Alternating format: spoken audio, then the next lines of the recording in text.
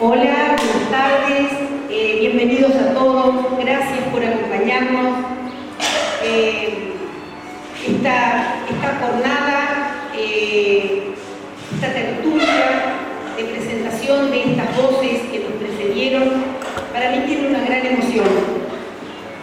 Daniela después les va a contar con los lujos y los detalles, porque ella es una contadora, es una experta en estas cosas.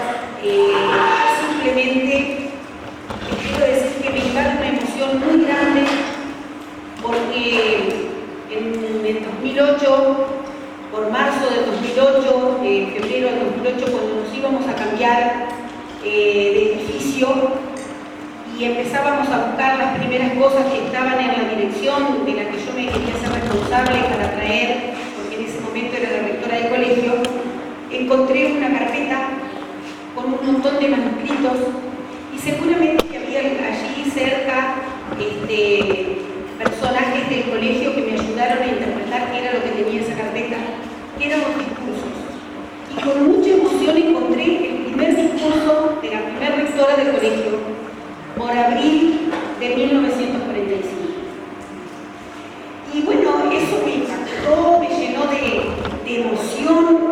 Las primeras palabras que yo ahora les voy a repetir, las voy a hacer mías, porque siento que esa impronta de aquellos rectores nos acompañaron, junto con todo el personal del colegio, nos acompañaron. Seguramente que Laura, Alicia, me ayudaron a interpretar quiénes eran las personas que estaban allí. Y para mí fue muy importante guardar esa carpeta. Esa carpeta está acá, la mayoría son discursos en manuscrito, y lo que yo interpreté era que a partir del 2008 todo estaba en las redes sociales. Los discursos, los actos estaban filmados y cualquiera los puede buscar y los puede encontrar, incluido la inauguración del nuevo edificio. Pero aquellos discursos de 1954 en adelante, que son alrededor de 200, no había otra forma de revivirlos que no fuera ponerlos en un lugar que estuviera escritos. Y bueno, esta idea me acompañó y hubo un montón de gente que me acompañaron a que llegáramos a este momento. Este año, cuando las chicas me dicen, bueno, porque siempre estoy de alguna y de otra manera en el colegio, porque yo me jubilé hace 4 años, me dijeron, se cumplen los 70 años del colegio, ¿y qué hacemos? Y yo les dije, libro, hagamos un libro de los discursos, y bueno, de ahí en adelante fue ya, y acá estamos con esta edición.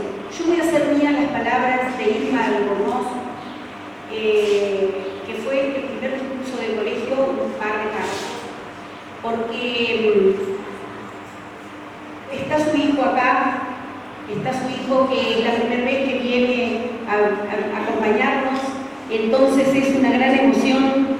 Yo le dije a él que sentía que la impronta de Irma, la impronta de don José Benedicto, a mí personalmente me acompañaron siempre en mi gestión, y entonces es un homenaje para ellos. Es un homenaje que sin duda que tuve algún amigo que me ayudó a que esto se concretara, alguna amiga que hizo posible esto. Yo les voy a leer 2 párrafos porque los discursos tienen la impronta de lo que queremos decir, a quién nos dirigimos, por qué los decimos. Y bueno, estos 2 párrafos para mí tienen la impronta de la escuela pública, del colegio que era con 1954 el primer motor socializador para la sociedad. Y entonces, por eso para mí tiene una gran importancia.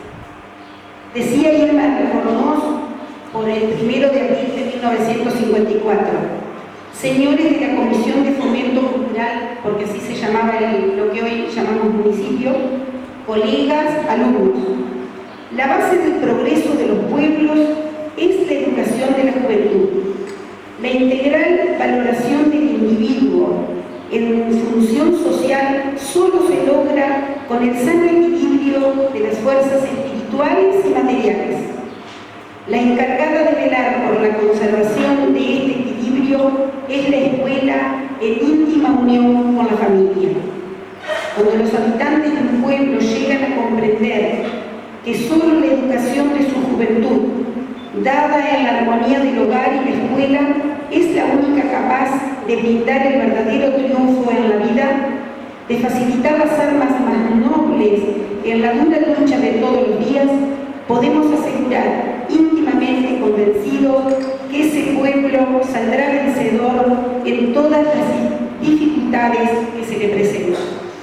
Y si sabemos la roquense de las dificultades que como ciudad, como pueblo, tuvimos que afrontar, y yo siento que el espíritu de aquellos primeros profesores, de aquellos maestros normales, de aquellos idóneos que le pusieron el hombro para enseñar, hicieron de los larroquenses que somos hoy, de todas las escuelas y de todas las instituciones que nos acompañan. Siento que estas voces nos precedieron y nos dieron la fuerza para ser los larroquenses que somos hoy.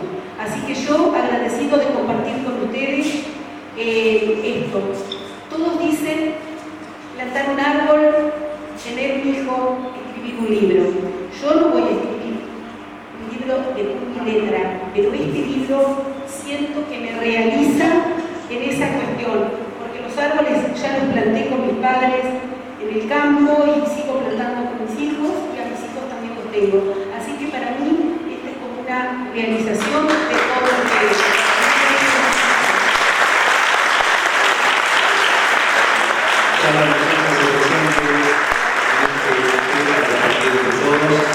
y vamos a seguir en ese mismo renglón.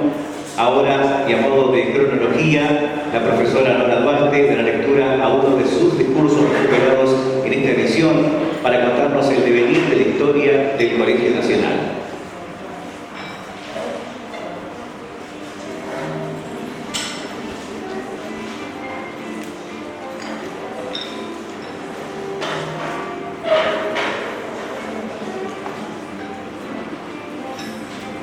Buenas tardes.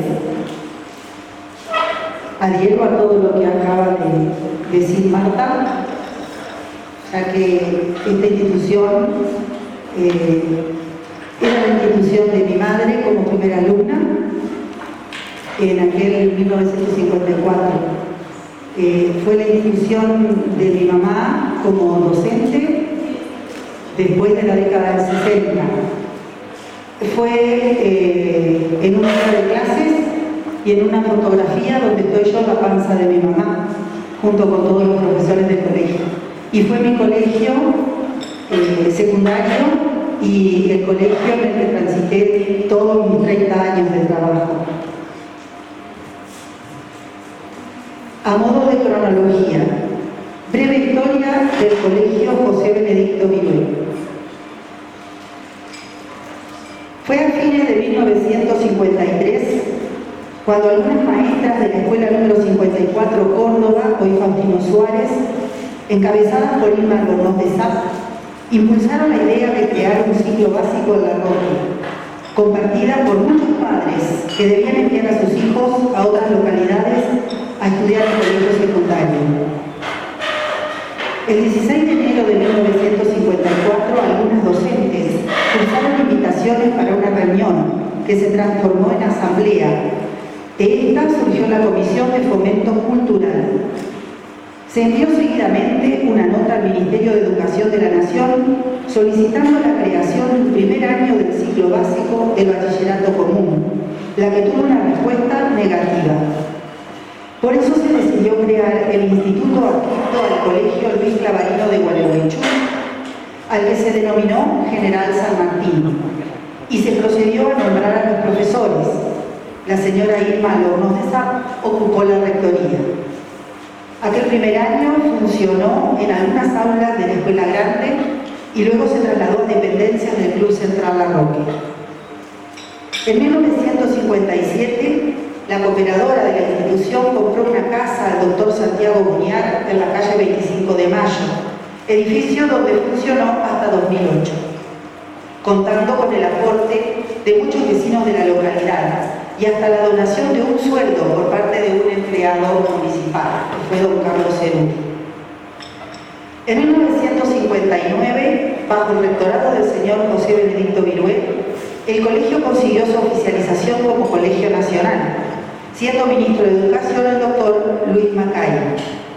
La primera promoción de bachilleres nacionales egresó en 1961. En 1997, por votación de toda la comunidad, el colegio pasó a denominarse José Benedicto Virué, en homenaje a uno de los mentores de la oficialización. Han sido rectores del colegio los antes nombrados, la señora Irma Gómez de Sá, el señor José Benedicto Virué, también la señora Elena Romani de Jumilla, el señor Oscar Viale, la señora Lidia Casagrande de Lares, la señora Marta Cristina Fiorotto y en la actualidad la profesora María Paula Bentancur. A partir de la década del 70, docentes y cooperadoras soñaron con la idea de un nuevo edificio acorde a las necesidades de los tiempos de la educación. Distintas circunstancias impidieron su concreción. En 1997 resurgió el proyecto. La comunidad educativa se abocó durante todos estos años a esta posibilidad, que hoy, de la mano del Programa Nacional 700 Escuelas de la Nación, se ve concretado. Y hay un anexo para actualización de datos. Por el decreto número 634 del 12 de junio de 1981, el Superior Gobierno Provincial dona a esta Municipalidad de La Roque una fracción de terreno ubicada en jurisdicción de este municipio y que corresponde aceptar la donación conforme lo actuado. El intendente, señor Eduardo Alem, decreta la aceptación de la donación de la manzana número 74, ex número 18, el 10 de julio del mismo año. El 28 de julio de 1981, mediante ordenanza municipal número 54, promulgada por decreto número 55 el 21 de septiembre, el municipio de La Roque transfirió el terreno correspondiente a la manzana número 74 de la ciudad al Ministerio de Educación de la Nación, donde hoy nos encontramos. Visto las gestiones iniciadas por la cooperadora del Colegio Nacional de Villa La Roque, interesando contar con un terreno apropiado para la construcción del nuevo edificio, promulgada por el decreto número 55 de 1981, se transfiere en donación al Ministerio de Educación una fracción de terreno con destino a la construcción de un nuevo edificio para el Colegio Nacional de La Roque. Intendente, señor Eduardo Alem. Secretario municipal, señor Raúl Tajarel. Durante 2001 se efectuó la elección de los colores representativos, beige y bordeaux, que se utilizarían a la vestimenta escolar. El 10 de marzo de 2008 se inaugura oficialmente el nuevo edificio ubicado en calle Faustino Suárez 336.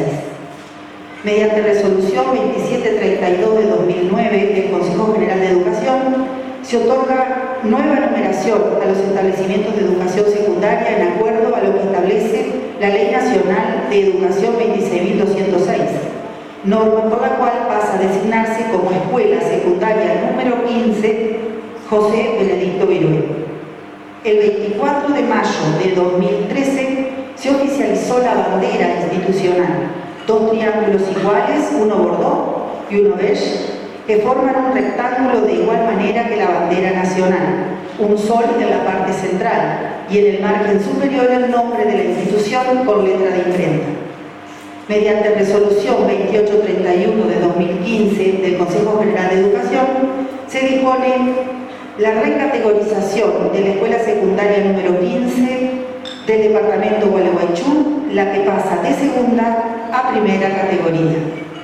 Todos estos datos que les acabo de leer son extraídos del archivo del Colegio José Benedicto Virué, del archivo de la Municipalidad de La Roque y de la historia del colegio que escribí en 2004.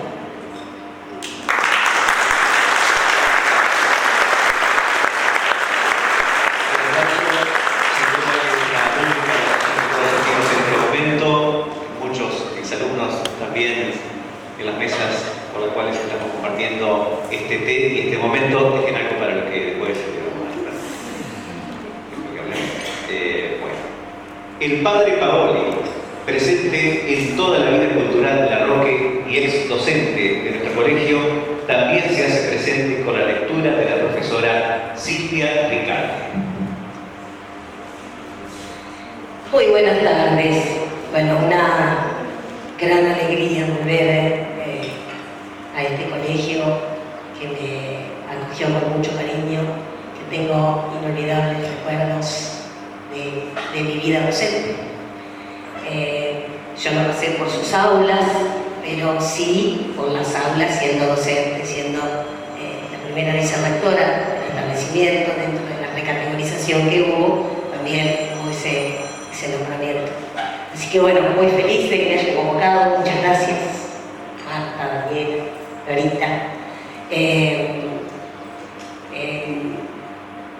Voy a dar lectura a esta difícil tarea que me ha tocado de leer al padre Paoli.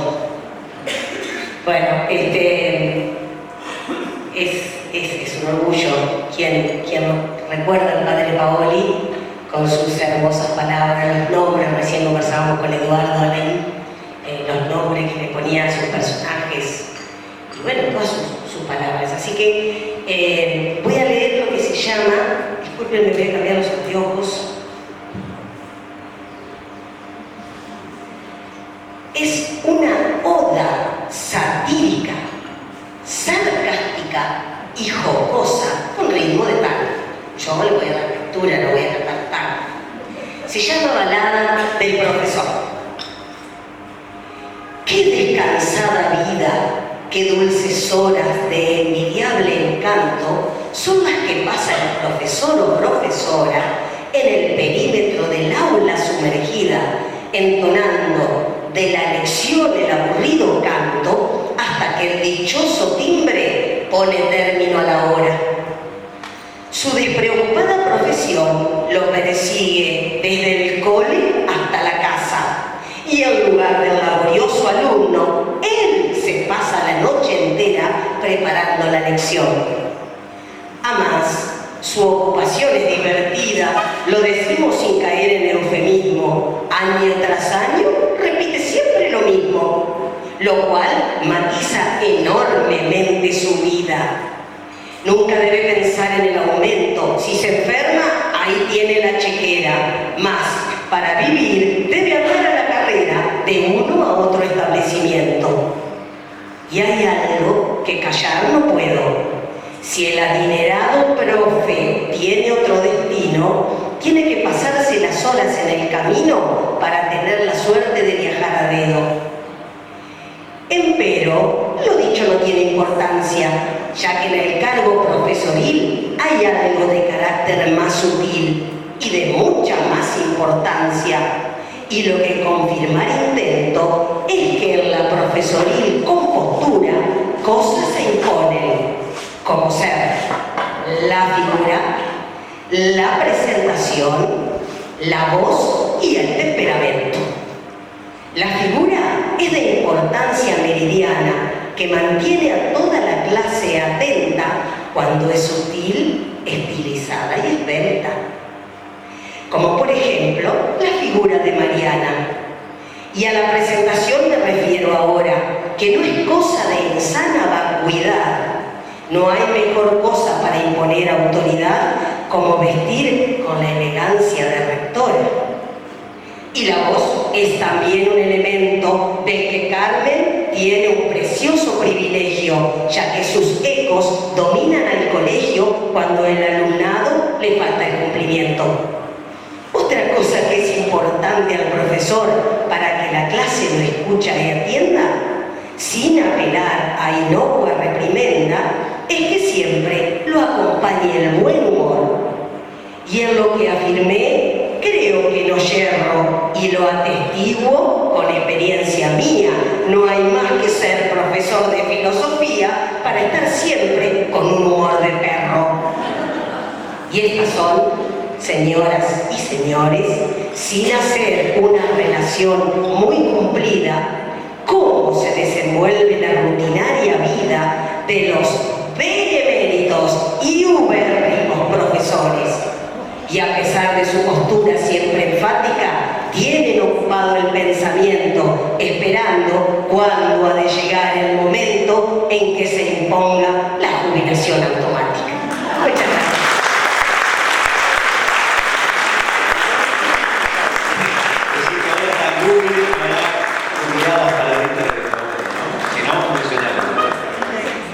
Finalmente, la profesora Daniela Churrorín nos contará detalles de la presente edición de Voces que nos precedieron.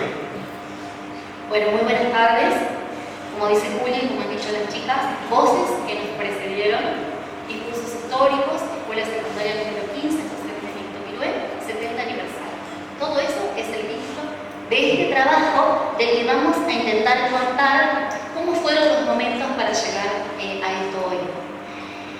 Este trabajo, que viene desde hace mucho tiempo, es una larga suma, un trabajo colectivo de intenciones, voluntades y manos puestas a trabajar. Intenciones y voluntades como esos docentes que soñaron la concreción de un colegio nacional y lo pudieron llevar adelante. Y en ese mismo instante se ponían a escribir. A eso se suman las intenciones de quienes acompañaban en ese mismo momento y le otorgaban un valor a ese material escrito y ya decidían guardarlo.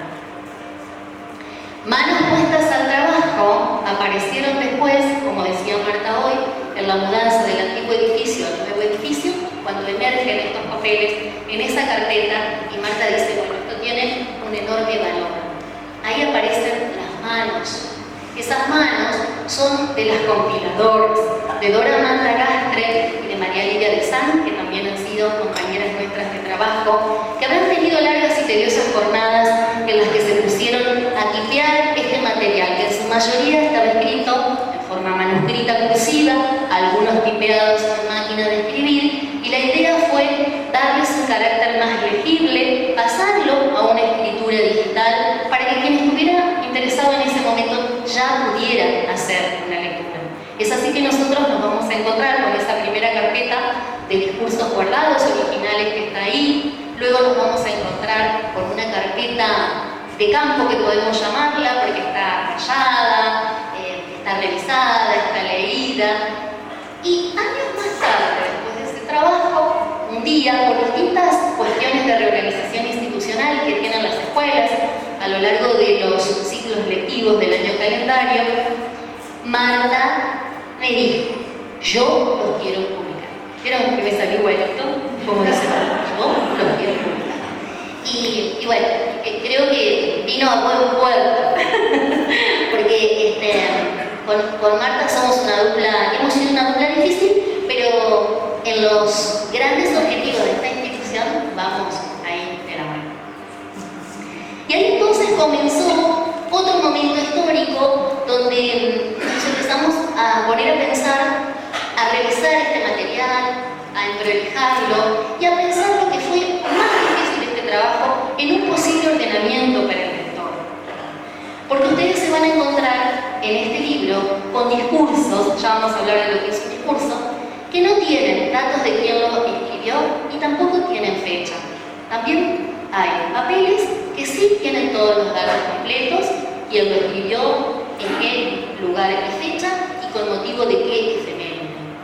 Entonces, lo más sencillo, lo primero que uno piensa es, bueno, juntamos todo este material y lo ordenamos por las efemérides del año calendario. Entonces ponemos todos los de marzo juntos, todos los del 25 de mayo, todos los del 20 de junio, pero eso sería muy tedioso para el lector. Y cuando uno piensa en publicar un libro, tiene que pensar en hacerlo más cálido al lector, que lo invite.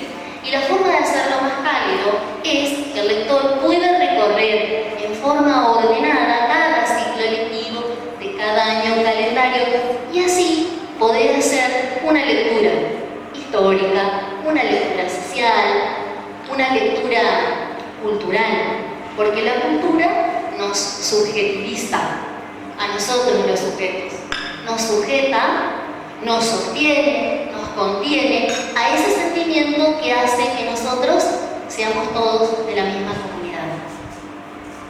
Ese largo trabajo, que no ha sido sencillo entre lo que es la tarea con un editor que pueda entender las particularidades de una institución, meterse dentro de la historia de la institución, fue quizá el modo más complejo que tuvimos para darle forma a este trabajo. Por lo tanto, ustedes se van a encontrar en el libro este orden. Unas palabras preliminares que van a contar esto, la cronología del colegio, el discurso inaugural y una primera parte donde están todos esos discursos que no tienen datos de quién lo escribió. Y cuando conversábamos con Marta, decíamos qué valioso eso, porque hoy que nosotros vivimos en momentos de la supremacía del yo, exacerbado por las redes sociales, el yoísmo del que hablaba María Esther de Miguel, qué importante era quizás en aquellos momentos no democráticos, donde lo importante era lo que se decía y tal vez no era tan importante quién lo decía. Lo importante era poder decirlo. Entonces, qué bueno que este material, que de otro modo se hubiera descartado, también esté acá. Y la segunda parte de este libro sí ya comienza en forma ordenada, por año, con los discursos que se encuentran ahí. A lo largo de la lectura del libro, uno puede ir viendo las distintas transformaciones de los planes educativos y también algo muy importante en la manera de decir, aquel vosotros lejanos que utilizaban los antiguos profesores con un ustedes más cercano que usamos los de ahora, ¿no? Y dicho todo esto, toda esta organización, el libro se cierra, por supuesto, no podíamos faltar los que constituimos y estamos aquí presentes en el ciclo lectivo 2024, así que ahí estamos todos los profes que nos encontramos en este momento de la historia en la vida institucional de la escuela. Y ahora sí, vamos a hablar de qué es un discurso. Los discursos generalmente son proferidos o pronunciados en forma oral. La oralidad, la voz, estas voces que nos precedieron, como la música, es una de las artes más inmateriales y efímeras, porque uno puede captar el sonido cuando el sonido muere, cuando el sonido se termina, y ahí se acabó, no lo podemos atrapar. Por eso fue necesario inventar la escritura, ¿sí? Para que pudiéramos recuperar eso que quizás la memoria no lo podía hacer. Entonces, cuando aparece la escritura siempre es en ausencia. Uno escribe un discurso para alguien que no está en ese momento, que lo va a leer después. Y se convierte ese texto escrito en discurso cuando nosotros somos capaces de reponer las condiciones, las circunstancias en las que fue escrito. ¿Quién lo escribió? ¿Para quién lo escribió? ¿Con qué emotividad? ¿Con qué subjetividad? ¿Para qué día? Y por supuesto que acompaña todo eso el contexto histórico en el que está inserto en ese momento. Ahí el texto escrito se vuelve discurso, palabra viva. Fíjense qué caminito tan largo de esas voces que nos precedieron a nosotros. Estamos acá. Cuando uno habla del orden de precedencia, establecer el orden de precedencia es el orden de importancia. ¿Quiénes fueron los más importantes que dieron esos enormes pasos de 70 años para que nosotros hoy estemos aquí celebrando? Quiero hablar también, hablamos del contenido, pero también quiero hablar de las cuestiones materiales del libro, que no son menores. En esa materialidad, en esa materialización del discurso en la escritura y de la escritura en el discurso, tenemos que decir también que todo este trabajo fue posible porque dos personas pusieron el aporte económico necesario para poder editar e imprimir este libro. Esas personas son Marta Fiorotto y el señor Atilio Benedetti, que han hecho posible que esto llegue acá.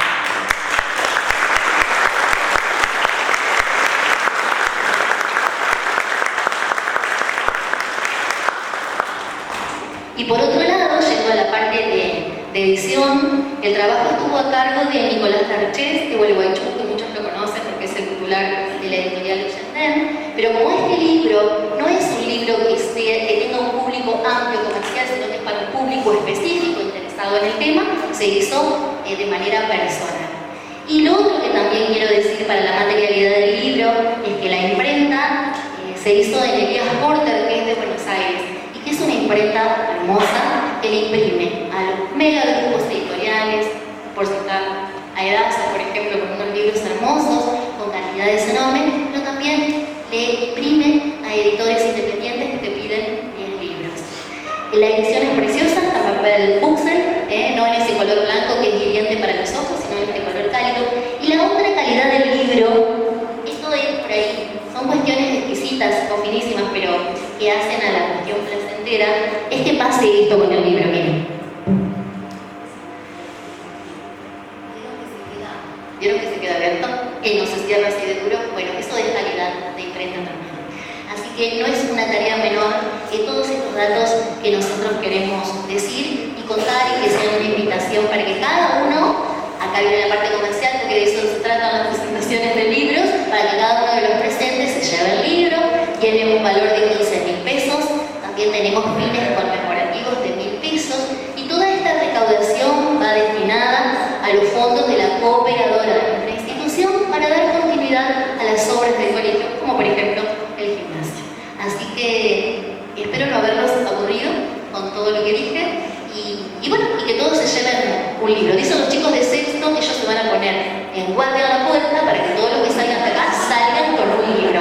Eso nos dijeron cuando los convocamos para la presentación.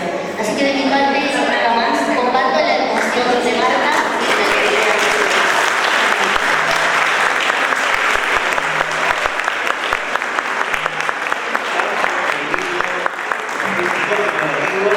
Como la colaboración para el TEC se pueden efectuar en efectivo o transferencia a través del alias kiosco Escuela Miloé, que corresponde a la cuenta de la operadora de la institución. Los estudiantes de sexto año, como lo dijo el profe Daniela, de las 3 modalidades de promoción 2024 son quienes nos están acompañando en el servicio de esta tarde y también los que van a estar recibiendo los pagos y demás. Yo quiero agradecer personalmente a las profesoras, a las ex profesoras mayores, a Coca, por ejemplo, que es una de las más mayorcitas de nuestra, a Malena, que no la veo, pero me dijeron que está por aquí, a Malena, a las profesoras que seguramente estuvieron en algún momento cuando de esta época de la inauguración de la que nosotros estábamos. Bueno, Eduardo Led también fue profe del colegio, y era alumno. Atilio también y Jaime, que fueron hijos de Teresita, que también fue de aquellas personas que tuvieron la primera impronta. Bueno, los hijos de José Benedicto y los sobrinos de José Benedicto, que por supuesto siempre nos acompañan todos los años, nos traen la medalla para los mejores promedios y porque además ellos vienen al colegio como su segunda casa, como siempre nos dicen, por eso nos acompañan estas fotos de aquellas personas que le dieron tanta fuerza a esta institución. Así que está también la hija de Irma Re, de Lorenzo,